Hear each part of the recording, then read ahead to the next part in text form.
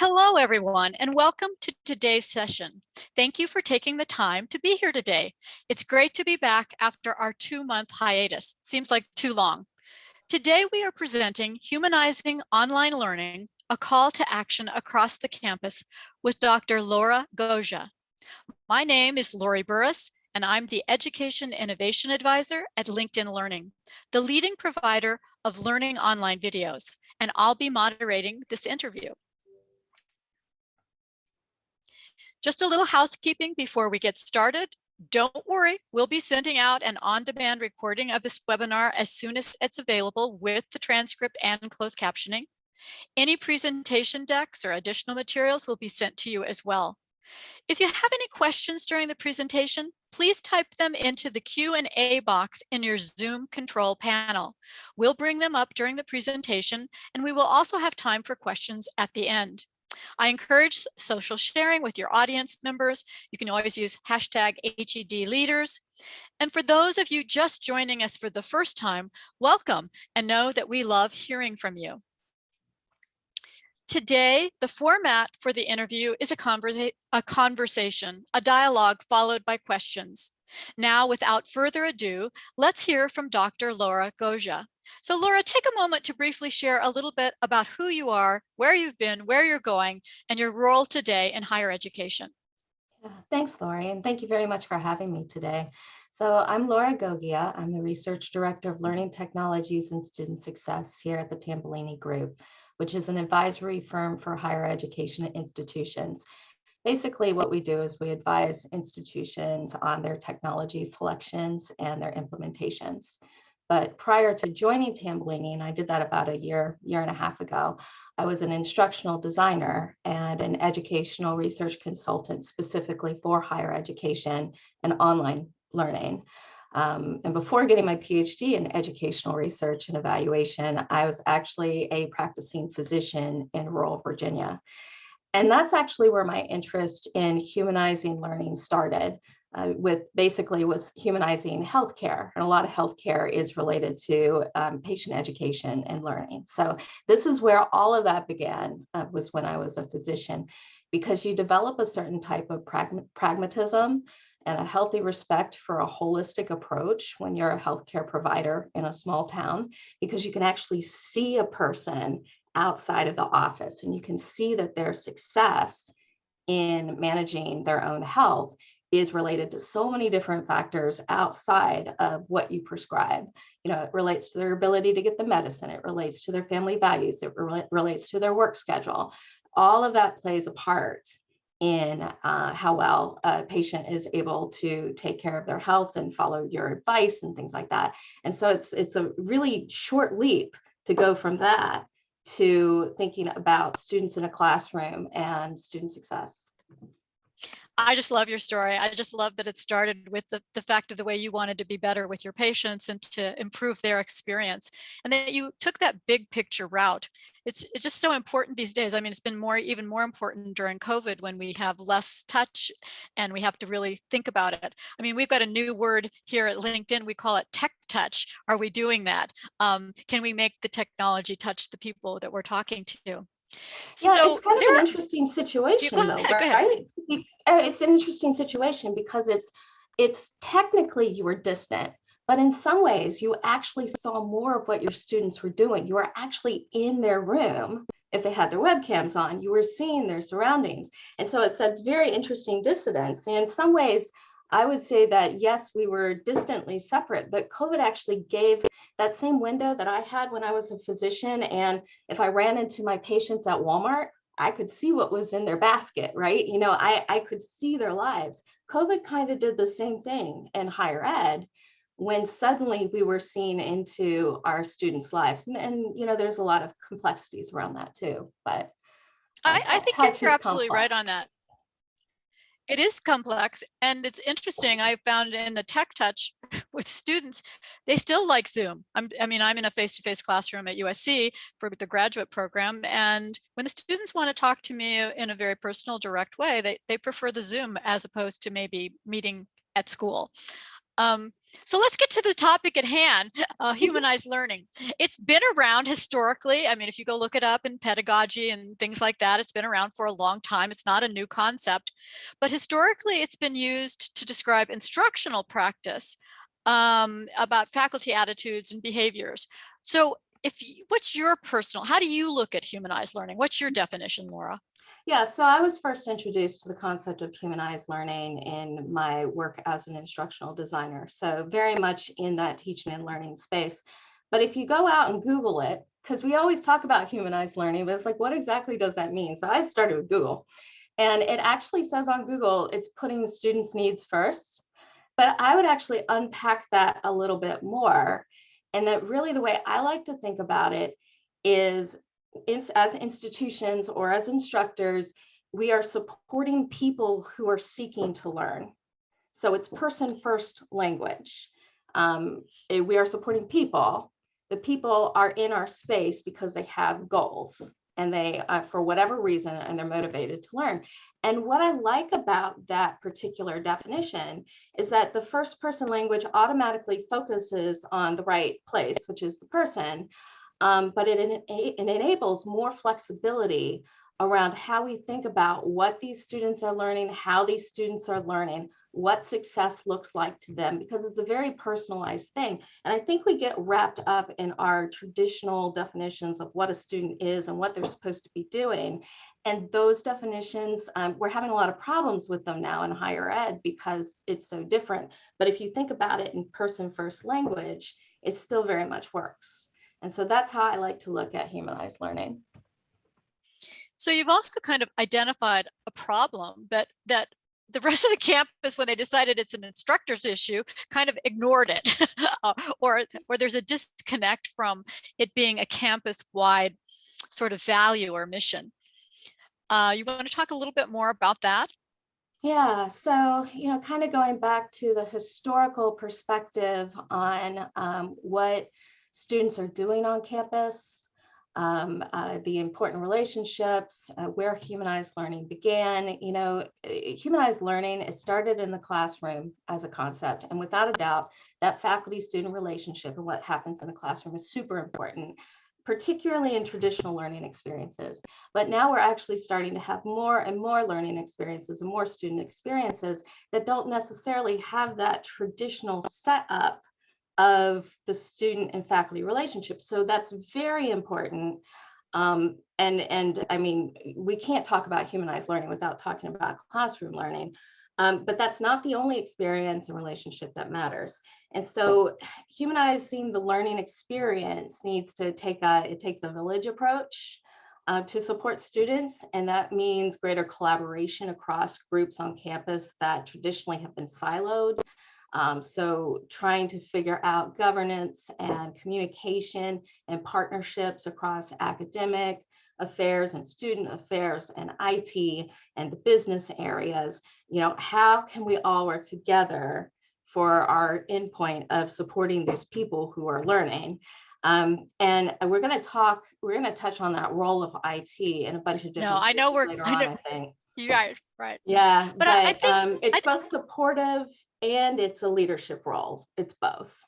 So. And I actually think this issue is one that every company in schools is dealing with. I mean, here at LinkedIn, we're considered a tech company, and we're always talking about, as you said, the first person, the user, the member, how to address those issues. And we're taking the approach that it has to be very human-like. It has to feel like a relationship in order for it to go forward. And what are the values we want in relationships?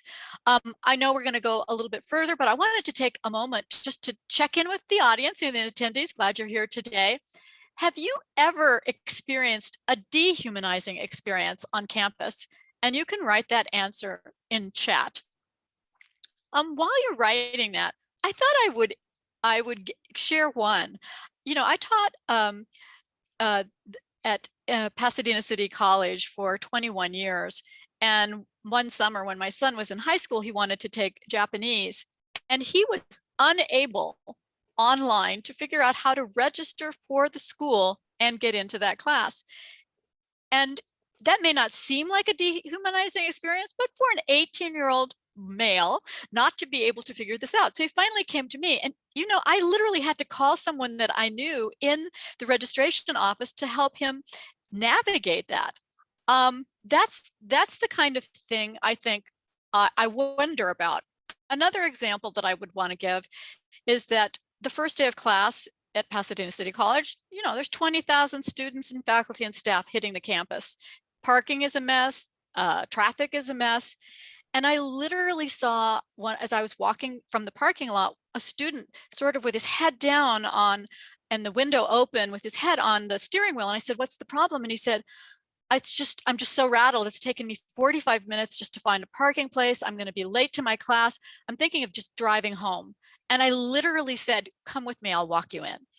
That's a dehumanizing experience in my mind, that the classroom is there, but the access didn't feel like it was there. So Anna, do you have any things you can share for us that have been written in the chat?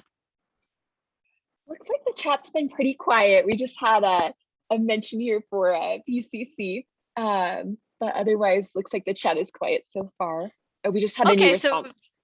Sorry, we just had a new response come in. Oh, you did? Okay, I'll let you.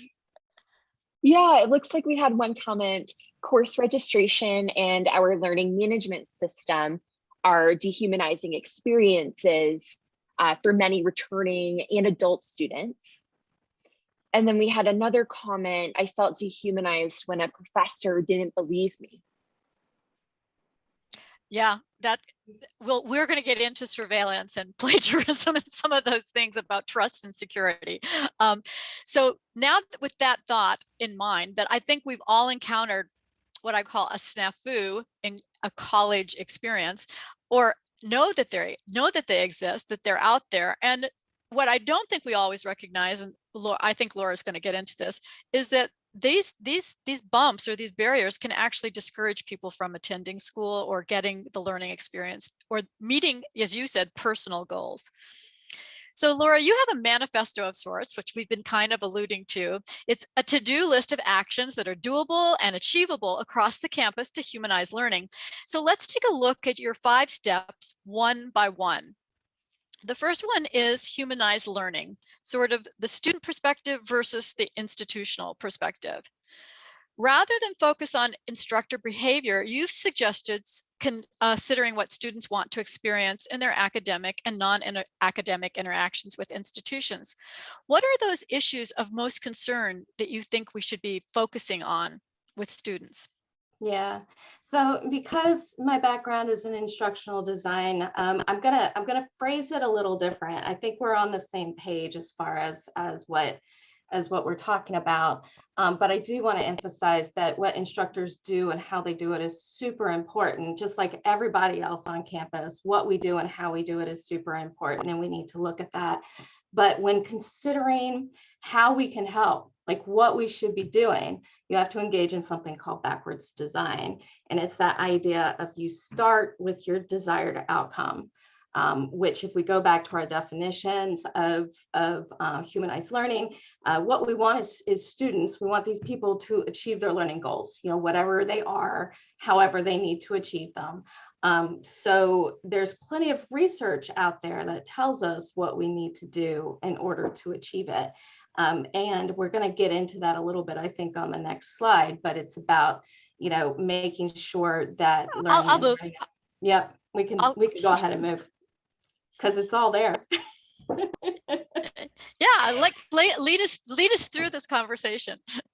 Yeah, so in thinking about what the research tells us, and I'm just going to throw out a disclaimer that what's written here is very high level. It's summarizing. It's not particularly comprehensive, but it does give you a good idea about the things that we need to think about as far as a productive and positive learning experience and environment. is that first, we know that students need to have access. A lot of it's common sense too, right? Like students need to have access to their environments and their materials. And that's where you start getting into things about looking at course formats, for example, being able to do hybrid or high flex or online or in person, mix and match these different formats for different people's needs. Also looking at the technology access, the devices, the Wi-Fi, definitions around accessibility, such as WCAG standards. I mean, there's a whole bunch of different ways that we can look at technology access. And I think by the end of this conversation, we will think about it as a multifaceted, complex concept and not just trying to adhere to ADA standards. When we think about safety, obviously there's personal safety. There's also physical needs, making sure our needs are met around housing and clothing and food and those things. But also within the classroom and on campus, being able to be authentic, being able to make mistakes, being able to ask questions, being able to explore and try things out, that feeling of emotional and learning safety, a safe learning environment. When we think about belongingness, there's a whole body of literature on what it means, what belongingness means and belonging to a community. So it's that idea that I belong here, I'm supposed to be here, I'm doing what I should be here, this is a good use of my time.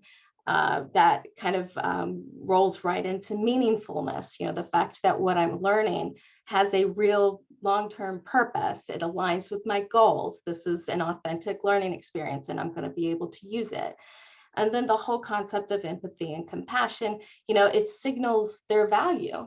Like if you're treating people with empathy and compassion, you are signaling that that person has value, that person is important to you, and you're building that trust, which is required to belong, and it's required to feel safe. So it just kind of wraps it all together.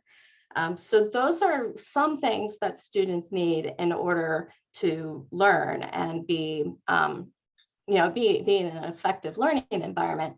So what I would say is what's going on in the institutional perspective column is not so much perspective as opportunity at an institutional level, because of course teachers have very specific ways that they work through some of these points within the classroom and in teaching and learning experience. And we would expect them to have strategies for this. But at an institutional policy and practice level, there are ways that other parts on campus need to be working on this as well, and signaling their commitment to humanized learning. And so when you think about equitable access, we can go to accessibility. And like I said, this is a very wide view of what accessibility means. It's the device, it's the access to Wi-Fi, it's WCAG compliance, of course, but also how are your students using using devices? I mean, if you're not supplying everybody with the same device, what are your students using? And if there are, like a lot of campuses, students have a phone, they're using their phone or they're using their Chromebook, and suddenly accessibility becomes about mobile first, or becomes about making sure that everything is accessible on a Chromebook, for example, if that's what your students are using. So suddenly those sorts of questions are actually becoming accessibility questions. Looking at security and privacy, I'm going to pick on my CIOs in my tech world because that's where I live.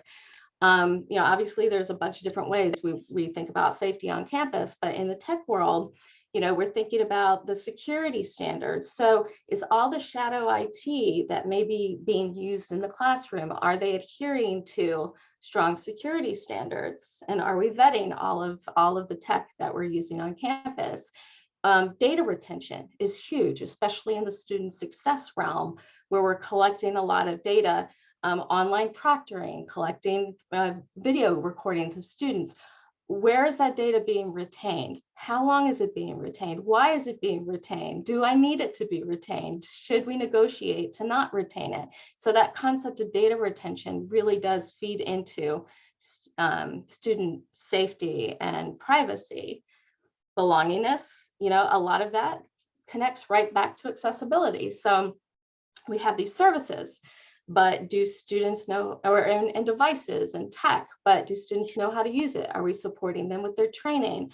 Are we providing multiple pathways to support? Are we normalizing receiving support? You know, are we doing all the things that we need to do if we have these resources to get and it's students to even, them? I mean, a big initiative for us at LinkedIn Learning is, are we putting biases in there without recognizing that? Mhm. Are we, by asking one question, keeping one group out or promoting another group? You know, our algorithms do have bias. You know, if you write, you have bias. If you write an algorithm, you have bias. And so we're really being thoughtful about this. This empathy and compassion is such a big deal.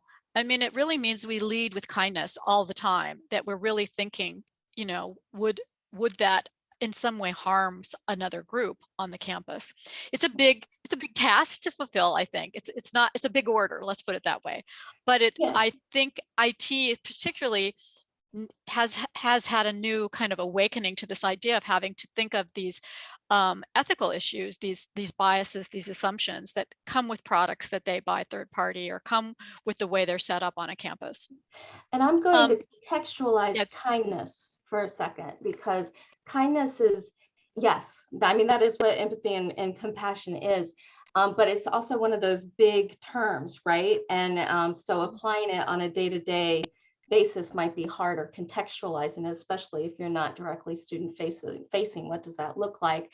And I would argue that you could also call it you're rooting for the student. So if our goal is to get the student to, you know, do what they came here to do, are we rooting for them? Are we supporting them? Are we reducing all the barriers we can so that they can go forth and achieve what they need to do?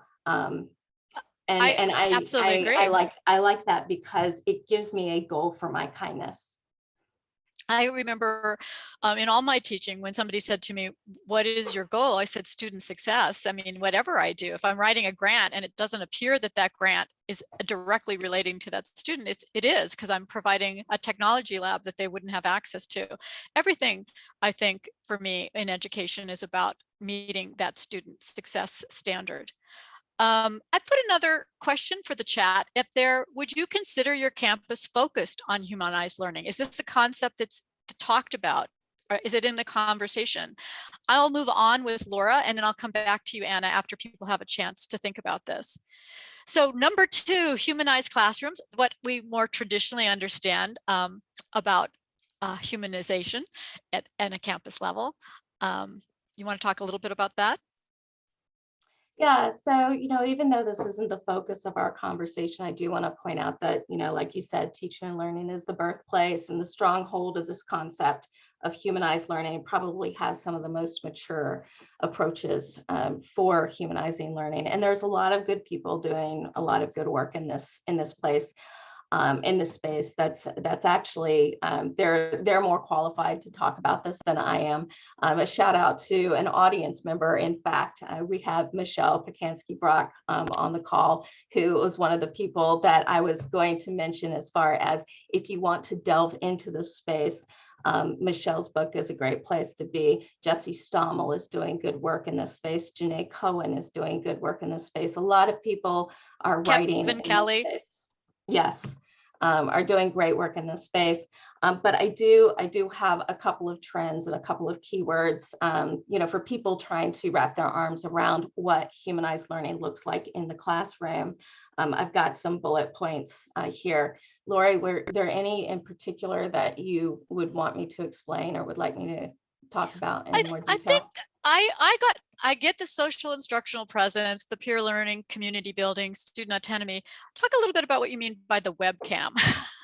Webcam was like, that is a great place to have a conversation about student versus instructors' perceived needs, because this is a space where I can so see both sides of this argument. So going. I have been in Mhm. endless conversations about, do students have to have their cams on or not have them on?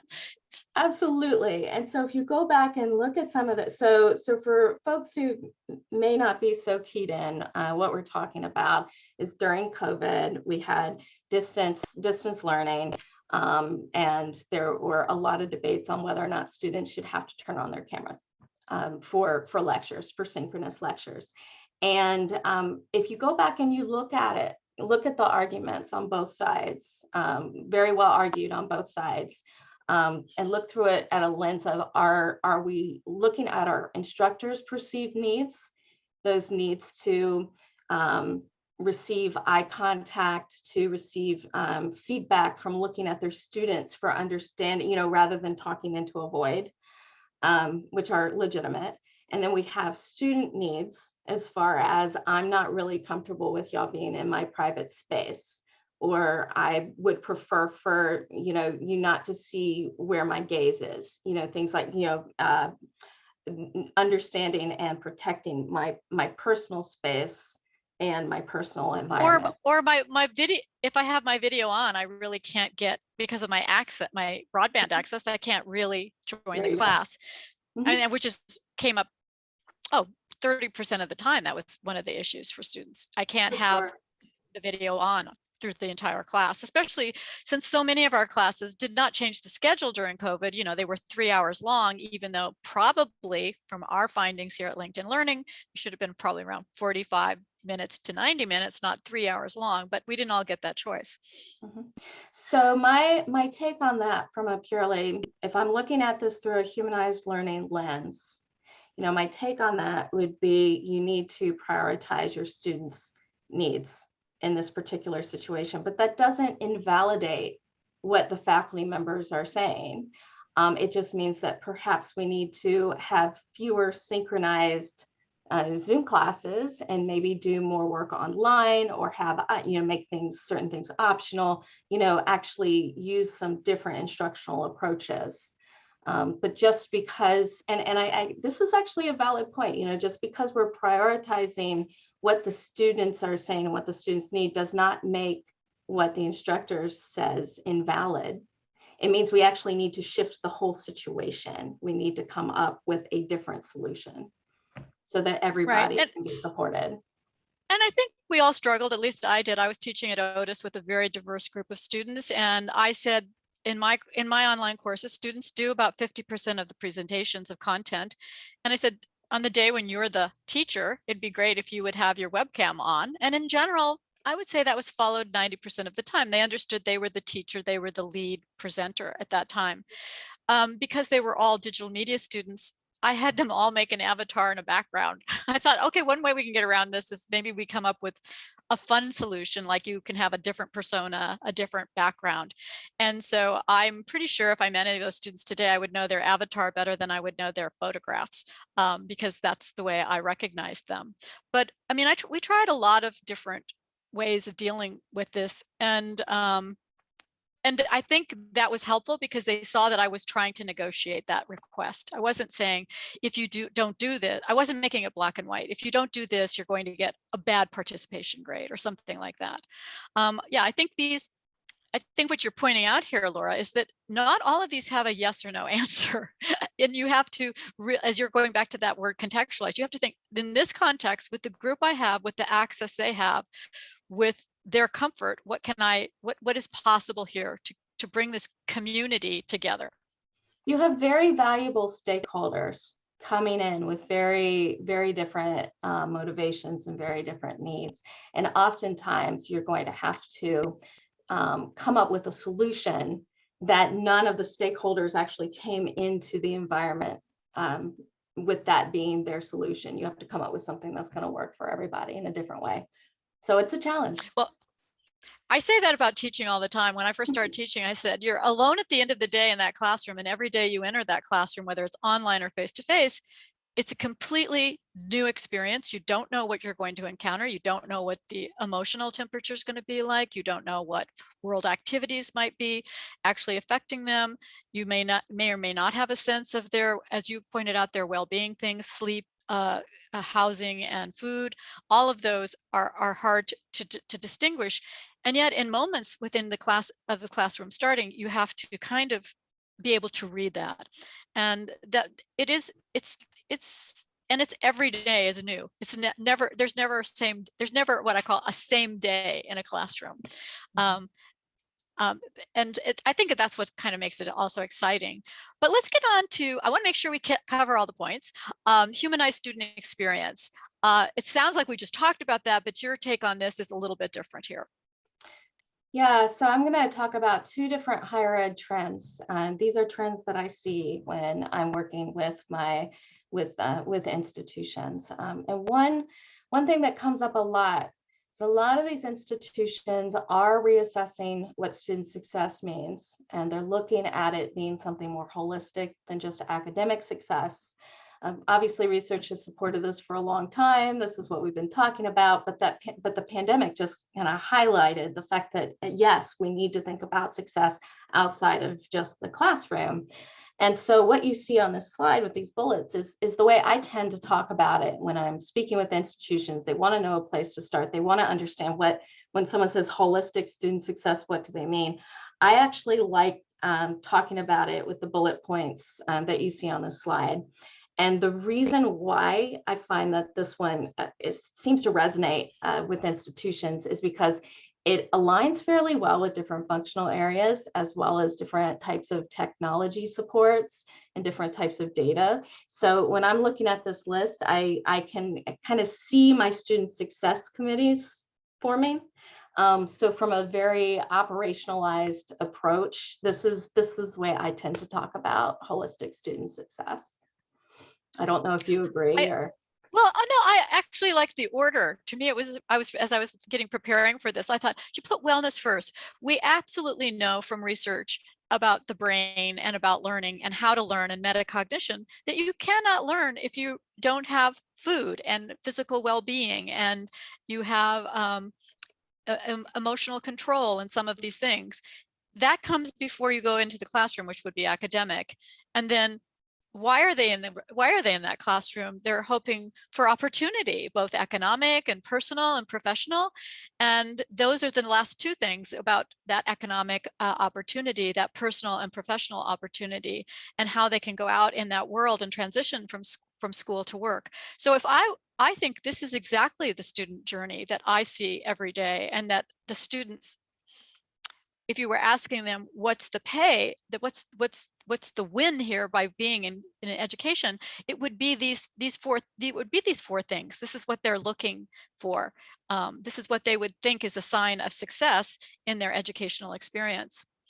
Yeah, there are lots of beautiful wellness frameworks out there that have like 7 and 8 points, and I love them. But when thinking about being actionable with a wellness framework, I like this one because you have your mental health facility on campus. You have your health clinic, your physical clinic.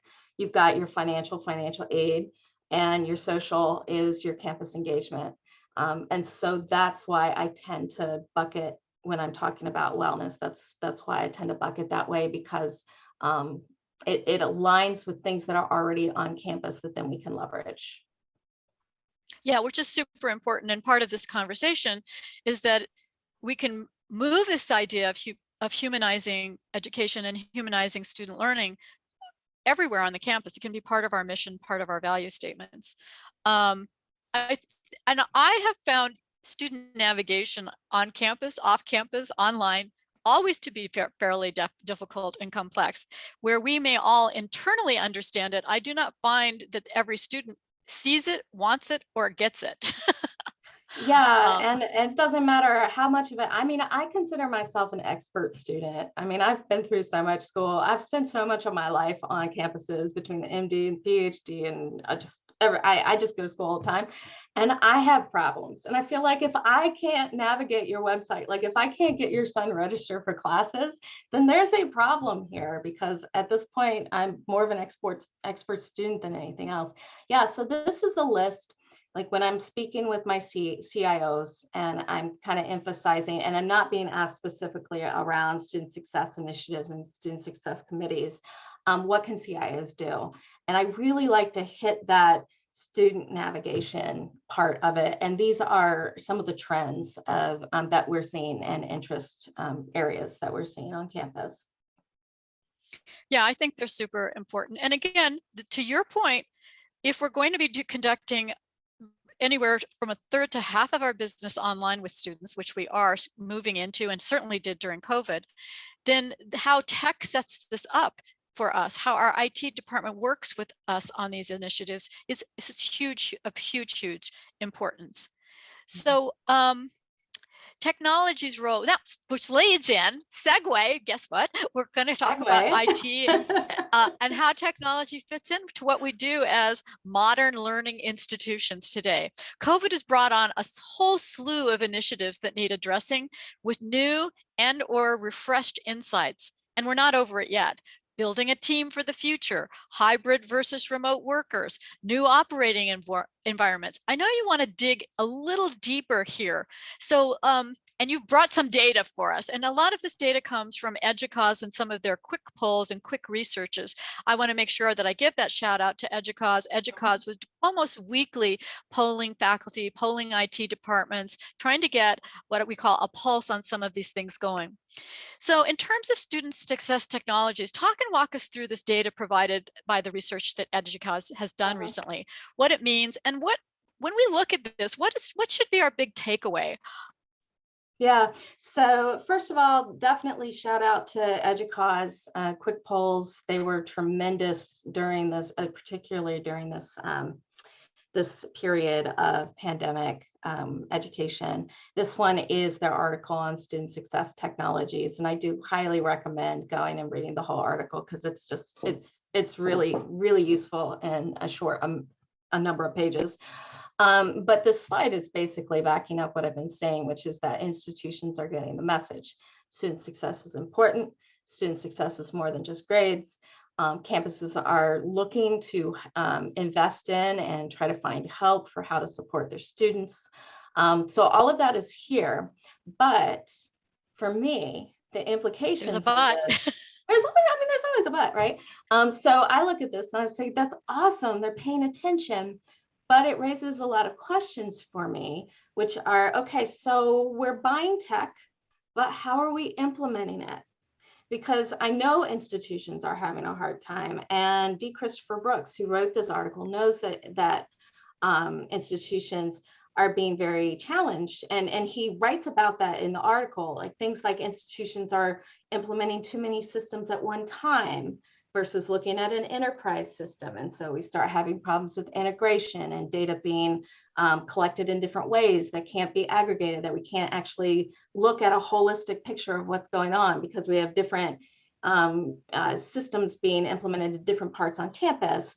Looking at not enough time and investment in change management, because the tech is the very last thing you need to do. We need people change, we need process change, we need technology change. So are we actually jumping straight to technology? Are we actually doing it right, which is people, process, tech? And then of course, the difficulty around the data as well. So when I look at this, I love the fact that people are getting the message, but then I get concerned of, oh, are we just jumping to tech, or are we actually thinking through what we're doing? I would agree with you. Often for me, when I get a tech report, it's after the semester's over or after the project's over, the too little, too late.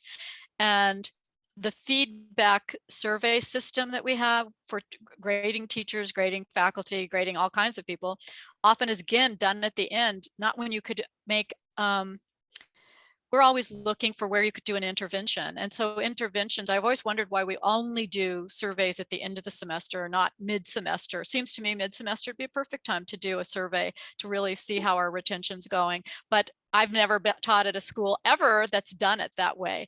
And so because we know so many of the things that go on in education are fixable and teachable and learnable. And so that's a big deal to me. This slide, I really want you to go over, because when she showed me, I said, is this a good story slide or a bad story slide? It's I found always this chart complicated, Lori. Nothing is a ever little bit good or bad. It's a little bit overwhelming. And I know it was a super hot topic amongst educators and amongst the IT departments, just this idea of surveillance versus support. It's elicited lawsuits and all kinds of things about invading people's privacy rights and intellectual rights and all, having cameras on while you're taking tests, all kinds of things. Yeah, so this is another shout out to D. Christopher Brooks. It was EDUCAUSE's quick poll on artificial intelligence. If you want to go read that article, highly recommend. So as far as looking through or giving some context to what's going on in this picture, basically the article was breaking down artificial intelligence being used in 3 different ways or 3 different categories on campus. The first, which is the one that you're looking at, is instructional use. Meaning like what's being used in the classroom. Of the 3 different types, instructional use, student success, and institutional use, instructional use was the most commonly used. Of the respondents to this quick poll, 42% are using proctoring, 60% are using plagiarism checkers.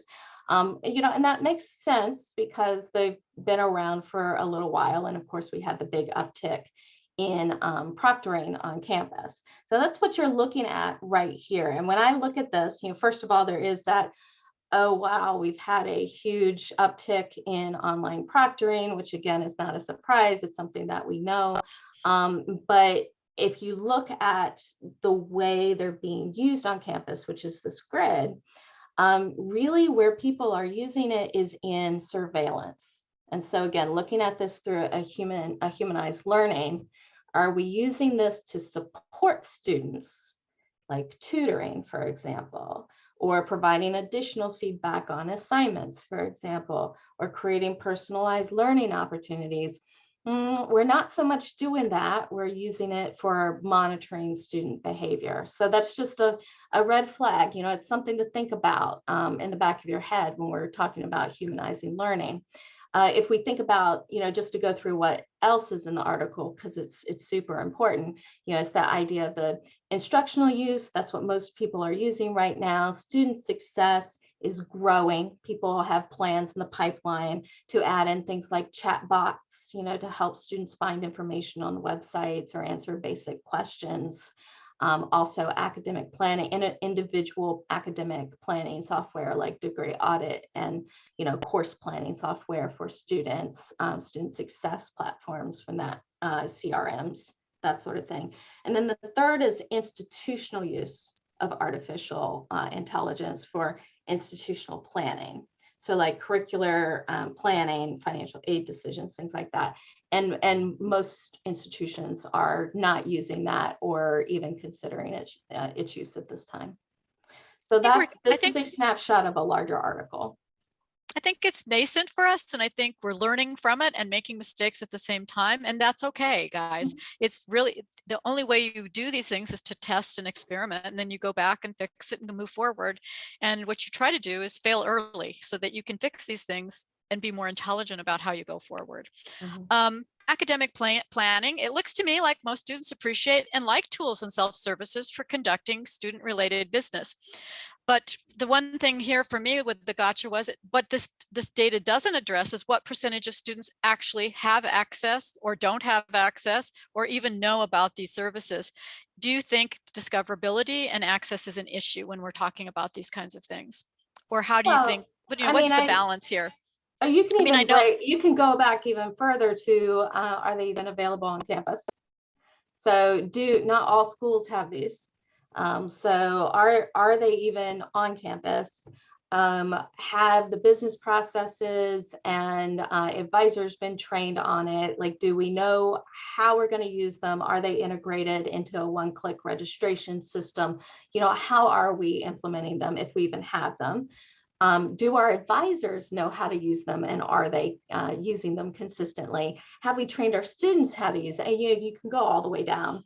Right, which makes me, as you mention this, and we need to mention this, we're getting into the area where it's not just designing a classroom experience on a beautiful campus with beautiful life experiences, it's actually designing a complete student experience. So we're seeing a new job more and more on campus. I'm seeing attendance by CXOs, which are Chief Experience Officers, and their job is really what?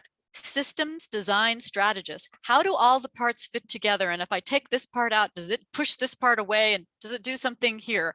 Really looking at what we call the big picture for every single section so that every part of campus isn't working siloed, but working in a way that that achieves these goals that Laura has been mentioning over and over again, of student success, of an ease of student navigation, of access, and all of those things. I'm going to move on to the next slide because I really want to get to step number 5 and to the audience questions. And we should skip this one. Okay, we're going to skip this one. I want to, because this is so important. I mean, all of you out there, I feel like every person on campus is a leader. Whatever your role is, you have an opportunity to lead. And this is really important that we address the role of the campus leader. You have identified 4 key opportunities for campus leadership to provide strong and sustained top-down leadership. Talk about each one of these and why they're so important. And I love the fact that that's less than 5 fingers. I can leave today and remember all 4 of these. Yeah, so I think the first one, the big point is that going out and buying tech is not going to solve problems. In fact, in many cases, it creates more problems. You probably need some tech on your campus. There's a lot of good tech out there, but it has to be part of a larger plan. And it has to be backed up by significant change management. So looking at culture, looking at processes, how you're going to implement the tech, making sure that there's plenty of training resources and that we've got governance and we've got clean data and that we're using it for the right purpose. All of that people change and process change is actually more important than the tech that's being chosen. So investment in change management and understanding what that means on your campus is super important. And change management is really dependent on understanding what's going on campus and understanding where your people are, which is where raising awareness comes into play. So my colleagues, Rebecca Russell loves this one because it's low-hanging fruit, and for people who are on campuses that don't have a major money resources or a major top-down mandate around some of the student success technologies that are now available. Well, we can still go out and do user surveys. We can still find out what's going on. Perceptions of from students. We're listening, we're observing, we're making sure that we know what technology is being used on campus and how. We are looking at our data. We're making sure we have shared data definitions and that we have good data governance and that our data is clean. Okay, which then of course shifts into the next one, governance matters. Yes. Governance matters. So one of the things that came out of a conference that I went to recently is that everybody is responsible for student success, which often will translate to no one is accountable for student success, right? So, well, you know, if everyone's supposed to be doing something, then it becomes really easy for everyone to just, you know, to not actually have an actionable action plan. But that's the beauty of campuses. We do things alone and we do things together. And when you're accountable, but when you're back in your tribes. So that's where the accountability, to me, should always happen when the tribes are convening or converging. When you're off on there alone, you have your own internal, you know, guideline and your own internal ethics. But when you're back to the group, then those teams should be accountable for the results that they've achieved or haven't achieved that year or in whatever endeavor they're trying. I'm going to go ahead and you feel free to talk about what you think needs more attention in humanizing learning, because Laura and I are here to learn as well. So if you think we've missed something or there's something else that we could be talking about, we would sure like to know, because we're really interested in this, as you can see, this big holistic picture, this systems design. We're almost to question and answers. You made the comment once, aim for a toolkit, not a silver bullet. We've presented a lot of information. And what I want to say is, here's an example of a toolkit for teaching and learning. What other kinds of cool toolkits might be needed or possible right now? Yeah, so I've evolved my thinking even since then, because I can't say the same thing twice without thinking about how to make it better. But I'm going to go even bigger too. You need to aim for cultivating the right group of contractors on campus and the plan to build before you buy your toolkit. So yeah, this is an example of what you might have in a teaching and learning toolkit in order to support a humanized approach to learning.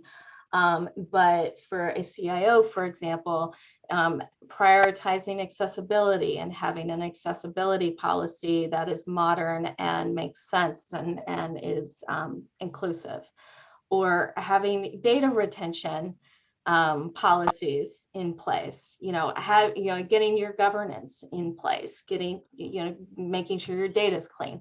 All of these things are super important and can add to different types of toolkits. So attendees, we're kind of giving you homework. Take this metaphor of toolkit, and can you go back to your team or to the group that you're working with and think, what is the toolkit that we could use that would mobilize people? I mean, I almost think of it like a backpack. What do you need to go on a long hike or trek? What do you need to get to that next step that you want to get to, that next level? Yeah, and then it's finally, tech. It's not always tech. Sometimes no, it's policy, not always tech. Sometimes it's people. Yeah. Sometimes it's behavior. It's one of the hardest things to do on a campus is behavioral change. It's and cultural change. So this is your last chance to say something before we go to the audience. What are 3 things we should or could start doing today to foster humanized learning? What were the 3 most important things you want us to leave today knowing? Yeah, I've said them a couple of times because I really wanted you to leave today knowing them. But, it's that collect your data, which means you need to listen and you need to watch. And that's your students, but it's also your business processes, how the different groups on campus interact with each other. Know your surroundings. So collect your data.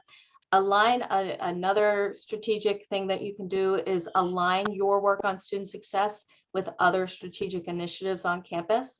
If you can align them, you're much more likely to get resources and sustained support.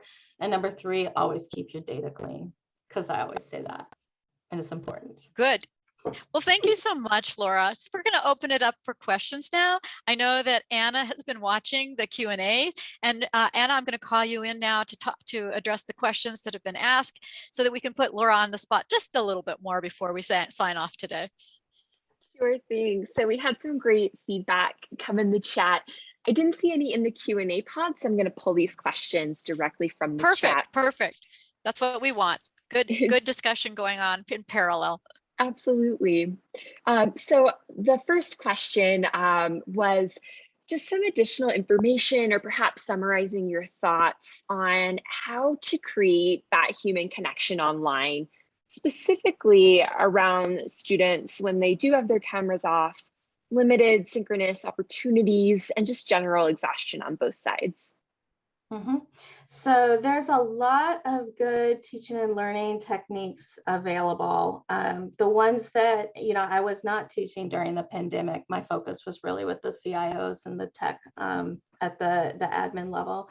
But some that I saw that I knew would work would be like having Google Docs open at the same time. So shared note-taking, for example, collaborative note-taking. So having a non-camera space for students to work together while you were in a synchronized space. That was one that I really appreciated. Yeah. And ditto, I teach interaction design and a lot of visual things, and I used Mural as a big whiteboard with teams and spaces. Students really liked it, and we created these boards where we called them WIP boards, work in progress. So we really felt that in Zoom, you couldn't see what other people were doing, so students weren't learning from each other. And so every week, students had to post a work in progress, written, oral, or visual, and they could put up videos or whatever. And it ended up being a really great way to learn from each other. Yeah, creative use of polls as well, not necessarily in Zoom, but the clickers, if your institution had web-based clickers, because they don't take as much bandwidth. So there were ways of doing interaction that wouldn't necessarily require a student to be like on camera in Zoom or Teams or whatever they're using. So yeah, polls, whiteboards, Google Docs. I'm going to go back to Anna. I guess want to get in a couple more questions if there's any more, Anna. Wonderful. Yeah, so we did have a question come in earlier, and somebody was curious, should we be asking students in an online course at the start of the course really what their goals are? Yeah, when I was designing courses, I would typically work that into my introductory exercise. So I would always have some sort of interactive exercise in the introductory module, which would allow them to practice something that they would be doing later on, like a technology that they would be using later on, and use that as an opportunity to work through goals, work through challenges, analyze the syllabus together, ask questions about the syllabus, annotation exercises with the syllabus, for example, but as an opportunity, especially if you could frame your question in such a way that helped them think through what their goals were for the course. And we've got time for one more, Anna. Perfect. So there was another comment in regards to allowing students to have cameras off. Somebody was curious your thoughts. Is that not kind of a dehumanized action? Well, from my standpoint, I recommend that we allow students to have their cameras off. That's would be my perspective based on courses that I've designed. Forcing students to have cameras on, maybe there's ways to think through that in a way that's humanizing, but they don't come to mind for me. There may be situations where you need to have them on. I mean, there's always a situation for everything, right? But I would advise folks to not require their students to have it on, but also value, like if that's really bothersome to you as an instructor, then you need to value that and you need to find a way to solve the problem. And the problem is probably going to be solved by stepping away from so many synchronous experiences, or having some of these like hybrid experience that we've been talking about, like, okay, have your cameras off, but we're going to be working on a whiteboard, or we're going to have lots of polls, or we're going to have a Google Doc that we're also working in. We're doing what I say. 50% of the content will be coming from me and 50% of the content will be coming from you. We're partners in crime here. We can't do this alone. You're going to learn through research and through presentations and through oral, written, and visual projects how to share the knowledge so that we all learn together. Laura, thank you so much. And thank you to everyone in attendance. We appreciate you being here. I wanted to let you know that Laura never quits writing or doing research. She I showed one list of writing and she says, I've got new stuff, put the new stuff up there. So I put the links to the latest things that Laura has written. Just a shout out to LinkedIn Learning. We do have, believe it or not, our Humanizing the Organization videos are in a course called Social Media for Leadership, going back to that idea that leaders lead campuses, and through leadership, those topics get addressed throughout the groups everywhere. We also have a video called How Technology is Changing Human Expectations, how to keep technology and human issues in balance. And then change management is one of our big top 10 requested courses on LinkedIn. Thanks again for joining us. We hope we see you next time. Our next event is coming up very quickly on November 4th at 10 a.m. Pacific time, 1 p.m. Eastern time, titled What Graduates Need to Know to Succeed, Realigning Higher Education with Today's Workforce, with Jake Hirsch-Allen, Mishik Mwaba, who is the head of Bow Valley College in Calgary, Alberta, and Jose Ortiz, who is doing all of the work in New York City for employment and training, and how he works and partners with the Department of Education there. It will be discussing what the problems and barriers are that keep students from gaining the skills that the labor market rewards. And aside from affordability, students get little support and guidance about what they can realistically achieve in college and what the labor market rewards.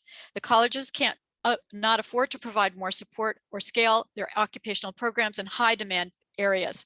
Higher education funding is rarely tied to better future employment outcomes of students.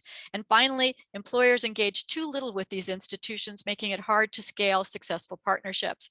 It should be a wild and lively conversation, because all of these issues do exist, and it's something that we're all trying to address, but it isn't easy to do.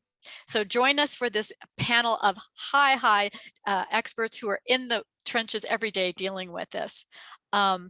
And if you want to know more or see past recordings, you can always go to highereducationleaders.splashthat.com. Let's give Laura a great big hand. Thank you again for all of you attending, and I hope to see you next month on November 4th. That's a wrap.